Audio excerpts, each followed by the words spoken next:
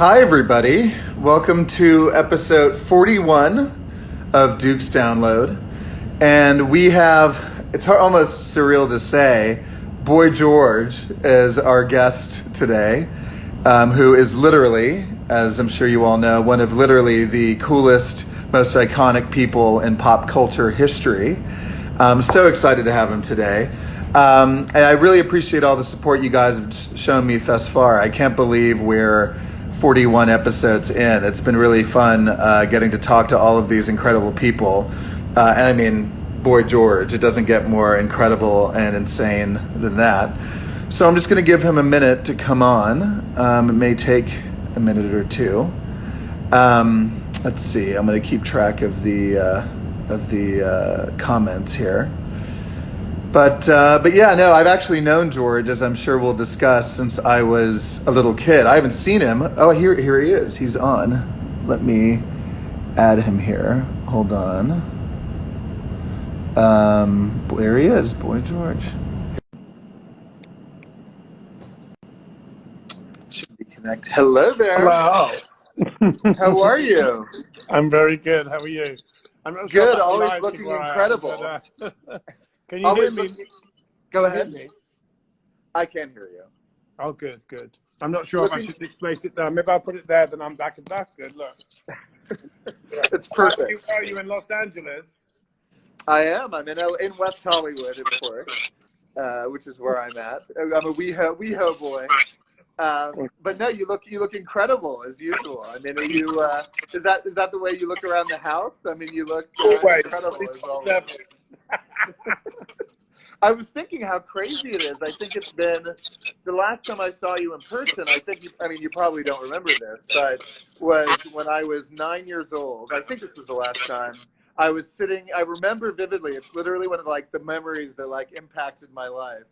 I remember sitting in the back of your dressing room when you were with Paul Starr putting your makeup on, and I remember being like, this is an unforgettable moment. It was incredible. It's really nice for you to hear you say Paul's name, because Paul, obviously, we lost Paul. Paul was an incredible makeup artist, and in fact, Paul was really how I got to know your mother, Belinda, but also how I got to know about you, because Paul spoke very fondly of you all the time, and he just, was obviously very close to Belinda, and that's how I really got to. I think I actually met Belinda through Paul originally. I mean, we'd all bumped into each other on TV shows, and we've been on done lots of gigs together. But it was really Paul, because Paul was the makeup artist. The makeup artist knows stuff. Well, by the way, my mom sends her love, and where is your mom? Is she in India or is she around in America? She's actually, my parents actually, I won't bore you with the whole story, but my mom and dad just moved to Mexico City. Wow. And my mom's on, by the way. She just said, love Paul. Hi, Belinda. Well, Mexico City, I've been once, and I loved it there. I mean, it was so vibrant, and I thought the people were just the most beautiful people. I remember arriving in Mexico City for a DJ gig, must have been about 10 or 15 years ago. And these kids that came to meet me at the airport, they were like these punk rockers. And they were all colored hair, and I was terrified. And they were the sweetest, and most amazing people.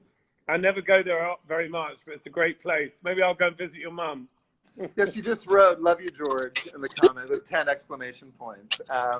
But no, you should. I mean, I have to say, I went there for the first time a week ago, and they're just getting settled there. But it's basically because they lived in Thailand for the last 5 years, and then Thailand, the COVID situation there is a mess. My mom just wrote, yes, come visit. I love how she's live blogging, but no, it's an amazing place. It's definitely got an edge, like a punk kind of sensibility to it. It's funky, so no, you should. But are you in London right now, or in London? In my house in London. I've been back in my house my house has been sort of redone in the last 3 years, so I haven't lived here for 3 years. It's been insane. So I've been I was in Australia doing The Voice every year for about 4 years, and then I've been hopping around from house to house over the last couple of years. I've stayed in some fun houses of other famous people, which has been hilarious. And so I can say I've slept in Emma Stone's bed. I've also slept in James Corden's bed, so it's been fun. But it's really nice to be home in my own house. I can imagine. It's a traumatizing experience sometimes to be out of your own home for for a long period of time. Um, oh, and my mom mentioned in the comments here that Hampstead, of course. I don't know if we met at that time, but I remember we all lived next to each other in Hampstead Heath back in the Oh, and late I 90s. there was a fire. Wasn't there a fire in your flat or something? I remember there was a fire. I know. Yeah, I can't believe you remember that. There was, yeah, there was. It was bad. I mean, we were fine, obviously, but Yeah. we had to move out. Speaking of moving out of your house, I feel terrible because now I made a joke of it, but I remember just, these amazing things about, when you hear stories about other celebrities that live, near you, and you go, Belinda Carl lives in the next street. that neighborhood, there were a lot of. That I even knew you guys were there. So yeah, so it was an alert system. And that was a good time living in that in that area in the late 90s. Hampstead still is a beautiful area, but no. So I remember you from back then. I remember meeting you back on that tour back in 2001, probably. But I was going to ask you about your recent tour because I saw that was the tour with Culture Club the first time you've been on stage since pre-COVID, or have you done some other shows? We did a live stream sort of in that dip. There was that little gap between the two lockdowns in the UK. So we did a live stream from Wembley, which was very bizarre because there was a handful of people, but there was no audience, And then we've just done two shows. One got cancelled, unfortunately, not because of COVID, because of some, problem with the rain. In this country, if there's leaves or there's wind or rain, everything gets shut down. We're not kind of extreme weather, so that gig got cancelled. We have a Pride show in Scotland next month, which I'm really excited about. Oh, great! I have to say, I'm literally, I don't know about your mum, but I am gagging to get back on stage. I'm like, get me a tour. Oh yeah, work. I'm so excited about performing again. And to be honest with you, having this year off, a year and a half really, has been. It's been a great time to kind of pause and look at some, personal stuff, kind of do some reflecting. Done a lot of music this year. I've been very creative, and I feel like I've found a sort of new passion for what I do. This has been the reward of this year, even though, it's been kind of boring not working and, well, I mean, as I was going to talk about later, I've been so impressed by how prolific you've been with recording and writing, and it's been incredible. Well, I decided also to sort of come out of the lyrical closet a bit because I felt like everyone talks about how open everyone is now and everybody's free to express themselves. But I suddenly thought no one really sings about being gay or whatever it may be. We sort of tend to sing about the same things, heartbreak, dancing, but no one actually nobody talks about their life. So I decided that, and also because I think there gets to a point when you're writing so much, you can only continue to write about your relationship for so long. And then I think you have to sort of, for me personally, I'm really sort of searching for things to write about. So I decided to, and because when I was on stage a couple of weeks ago, I was talking about my sexuality. And it was so funny because when you do that on stage, people tend to roll their eyes like, oh, here he goes again. And I suddenly realized I barely mention it really. I mean, but I feel like, why shouldn't I? Why shouldn't I? So I started to kind of add that stuff much more into my narrative when I write. Well, if I may, actually, that leads into a really interesting question, which is sort of what I was planning to ask you already, because I was watching the clip from the Grammys in 1984 when you made the comment about, America, a good drag queen when you see one. And my question is, like, has that changed over the years? I mean, obviously, I know maybe in the '80s you were a little bit more, a little bit, not a lot, but a little more sort of, shall we say, not vague, but you know what I mean, a little less explicit about your sexuality and all that. Like, has that changed a lot over the years? Like, you know, when I look back now, first of all, you know, when I came out in 1976. In fact, my mum told me the other day she thinks I came out when I was 11, and I was like, really? It was that young? I saw my first Bowie concert when I was 11, but remember, I grew up in the 70s where it was a kind of, you know, we were the sort of, in a way, we had the luxury of this sort of new freedom because, you know, homosexuality was legalized around 69.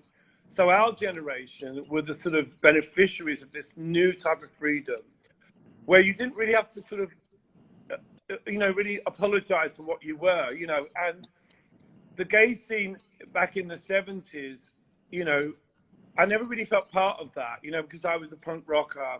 I'd walk into gay clubs, everybody was in check shirts and, you know, leather chaps, and, you know, they all looked like the Village People. And here we were spoiling it for the others because there was this kind of sense that sort of people like me were spoiling this kind of bid for assimilation. If it wasn't for you exhibitionists running around screaming and showing off, we'd all be accepted. And I think we had a sense of that when we were teenagers, you know, of not fitting in, sort of being too gay for the gays and too gay for the straights. So you sort of existed in this weird, what I describe as a sexual no man's land, you know, where you kind of just, you made your own idea about what you were as a, you know, because, you know, this idea that there's one type of gay person is ridiculous, you know.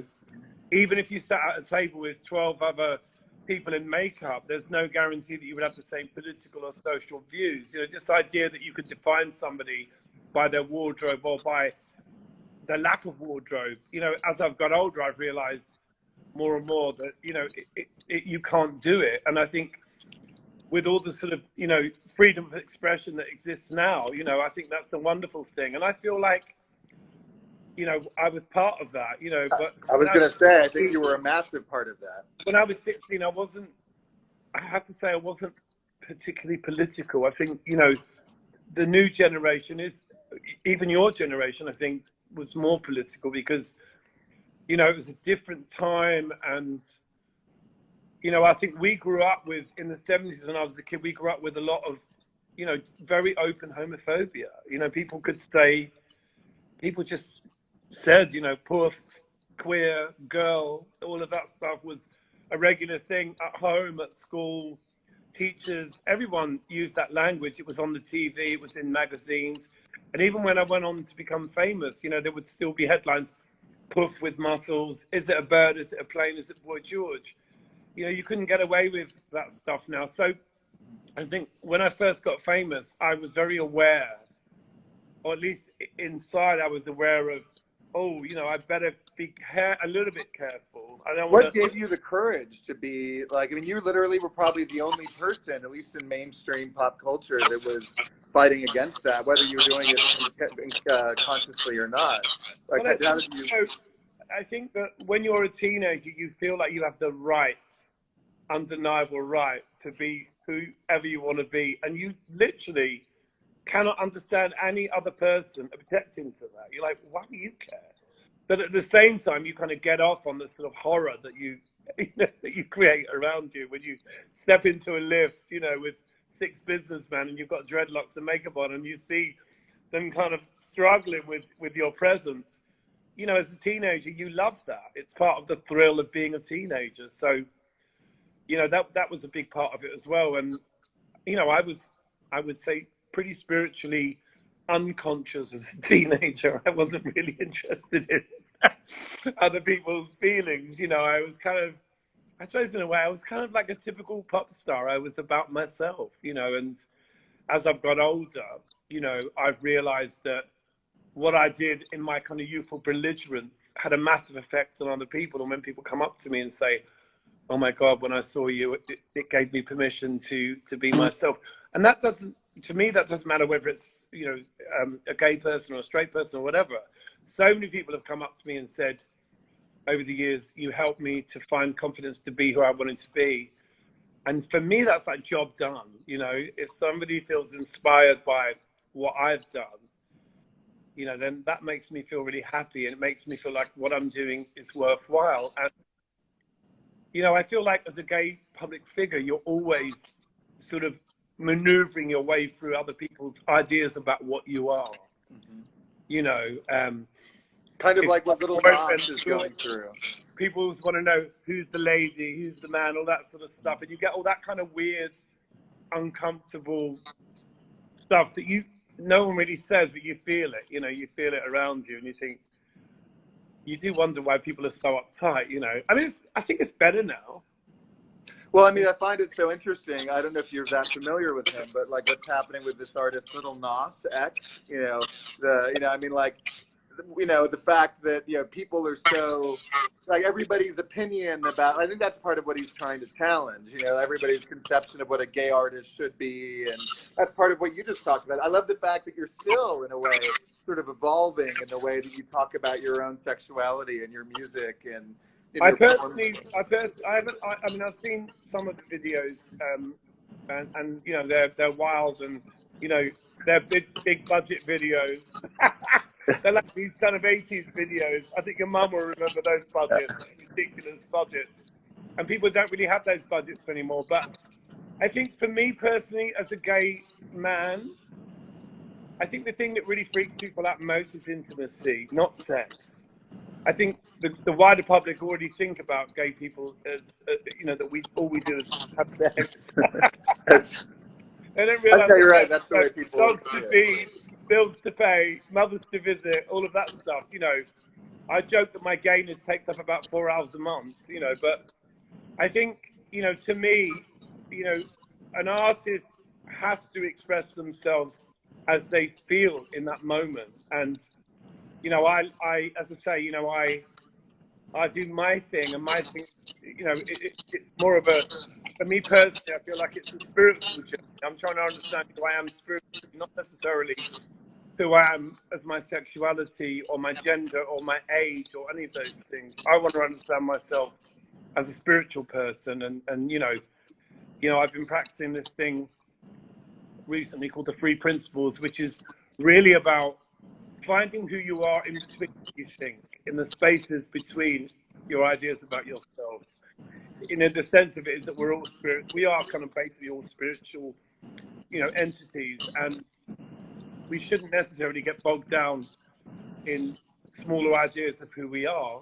You know, I think that, you know, that's something that comes with age, you know. So I don't define myself by my sexuality or my gender or my age or what I do for a job. I try to think a little bit bigger than that, because I think sometimes you can make yourself less by over explaining who you are. You know? And I want to be free to be whoever I'm going to be next.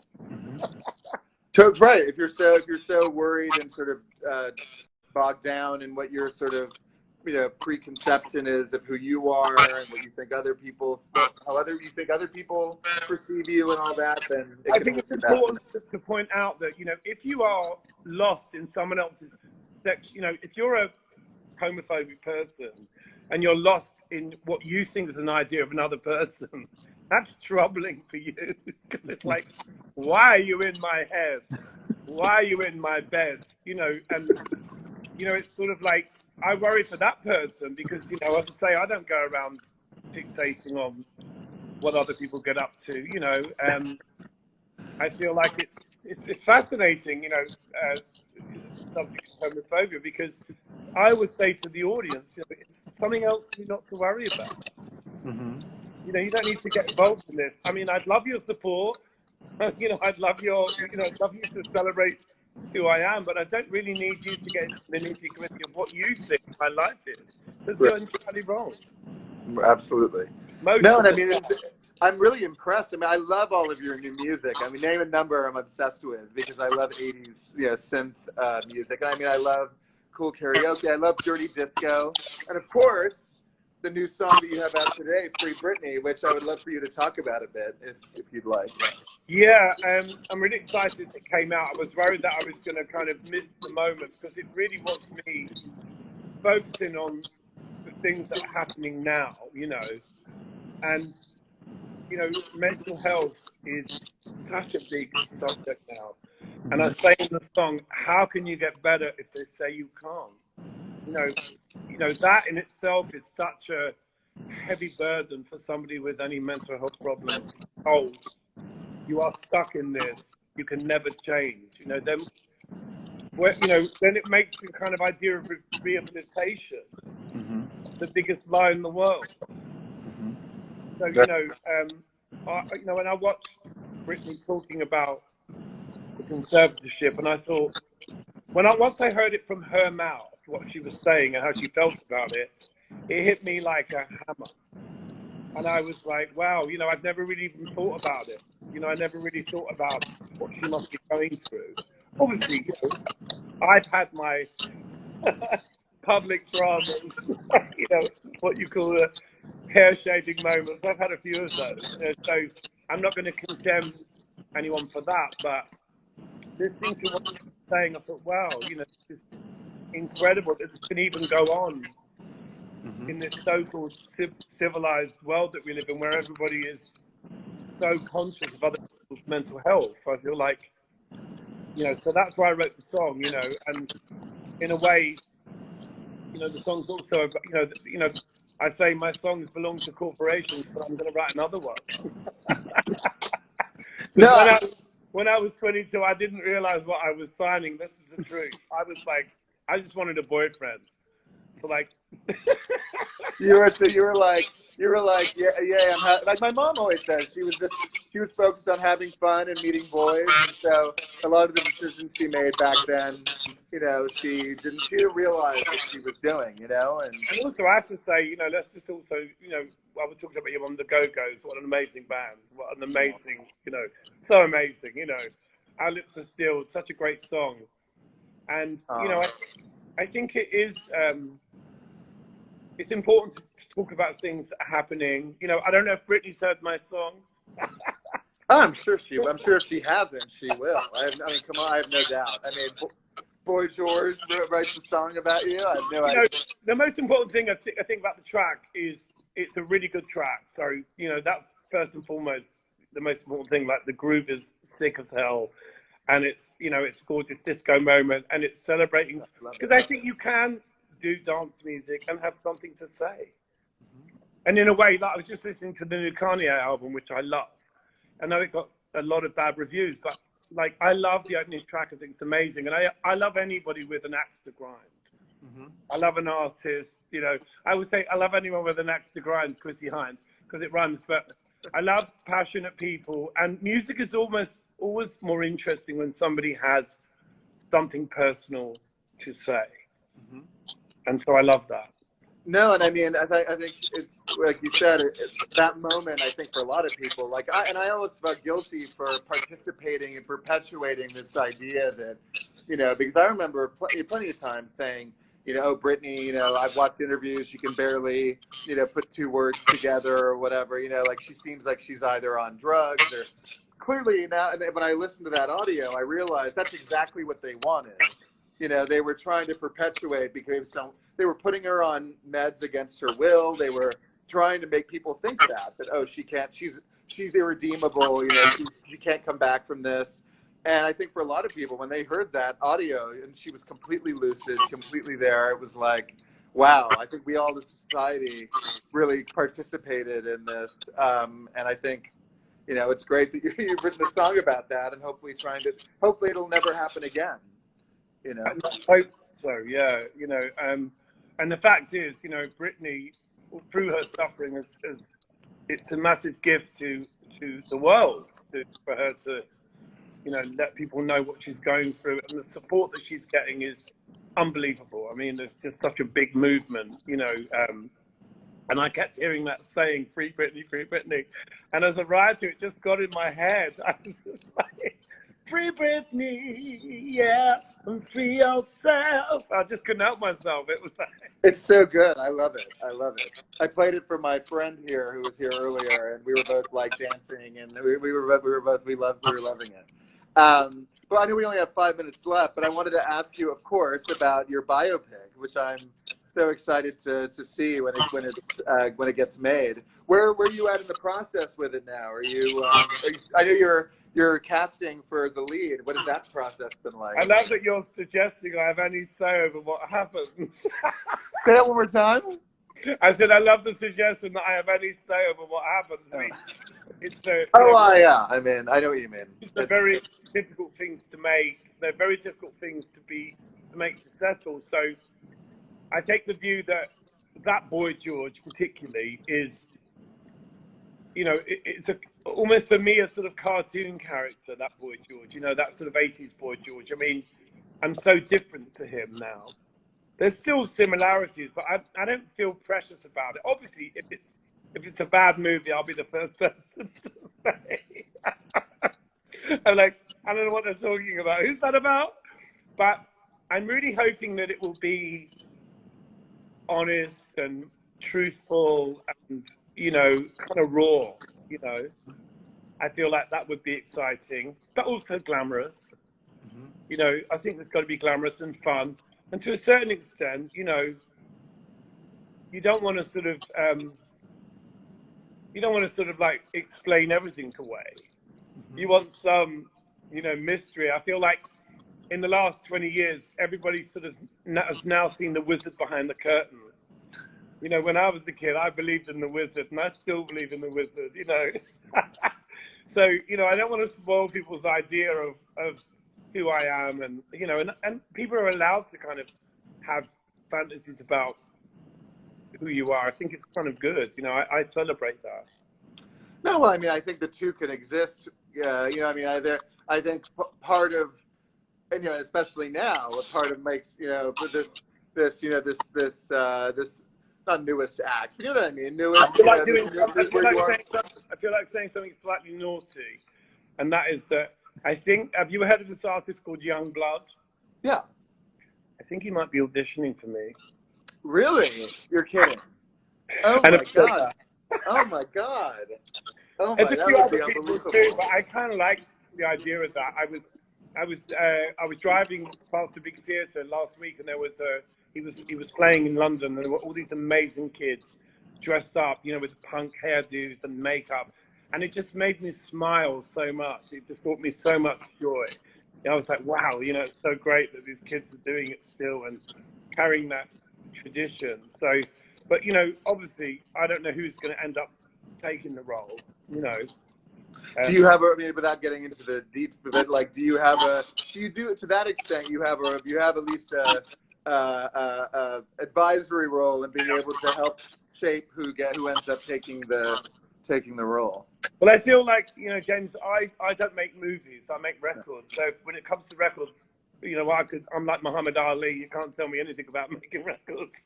But when it comes to making movies, I'm really out of my depth. So I think at the end of the day, I remember when they said that Meryl Streep was playing Margaret Thatcher, I was like, this is never going to work. And I was so wrong, And I think was a great movie. Great acting is great acting. So, I know, it's not a look-alike competition. It's about somebody sort of translating that kind of frequency. It's not necessarily a documentary. It's fantasy-based. Totally. Right. Absolutely. It doesn't have to be like an exact, they don't have to look or sound exactly like you. Well, they have to get the look right. To me, it's like, you can't fake that, get that right. Because I've seen scary. But it's more important to capture the essence as opposed to capturing like the, or the exact hand movements or like, No, but if you get the eyeliner wrong, that's a no-no. You have to get the eyeliner right.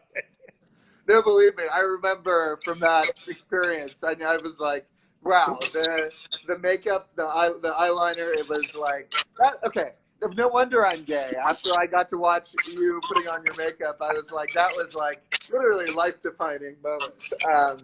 But before I let you go, I just wanted to ask if, not that you don't already have a billion things on your plate, but are there other maybe touring plans potentially, or are there other things you're working on? Yeah, I mean, I'm sort of, making lots of music, and I'm kind of breaking all the rules in terms of how I drop things. So I'm dropping stuff almost all the time. Well, I saw that for your 60th, if something doesn't come out, I get very upset. I'm like, why has nothing come out? Well, no, it's amazing. I mean, I saw that you said, maybe I'm getting this wrong, but that you said for your 60th, you're planning to drop 60 songs. Is that Yeah, right? well, I've written close to 97 songs Oh this. my God. So, and I Wow. just thought the Kanye album's got like 30 tracks. I'm like, I'm just gonna put an album out with like 60 tracks on or something. Maybe I'll try and do like the longest album ever made. I don't know, like a Bob Dylan album that has 40 tracks on it. But yeah, I feel like obviously, it's only gonna matter to whom it matters. Fans. If Bowie was to release 60 songs, I would be totally interested. I'm not expecting everybody in the world to be like, oh, it's amazing. But for people that are No. into what I do, they're going to love it. And that's really what I'm focused on. Everything I've heard, I'm obsessed with. So, But I you're think you're like, going to like the new one because there's a new one called Here Come the Activists, which I think I might jump the queue. oh wow, that sounds great. It's the one that says, hey, I'm gay. Hey, I'm gay. Hey, I it mean, sounds like that sounds like my kind of song. I mean, I know I don't need to say it's kind of obvious, but I feel it's so catchy. I played it at my barbecue on Sunday, and all my straight relatives were singing along. You had them all. You had them all singing "I'm gay." Hey, Oh, I'm that's so gay. cute. I can't wait to hear it. Well, Well, I'll send it to you. George, I'm so grateful. I'm glad you have no idea. Thank you. Thank Really. you so much, and you look so great, by the way. You're looking so good. Thank you. So And handsome. I hope that either in England, I mean, I might make it out there next year, or hopefully when you come over here, I'd love to see you in person. So Absolutely. I'm so glad I could do this. Lovely to speak to you. God bless. Yeah. thank you. Have a good night over there. Lots of love. Bye. Bye.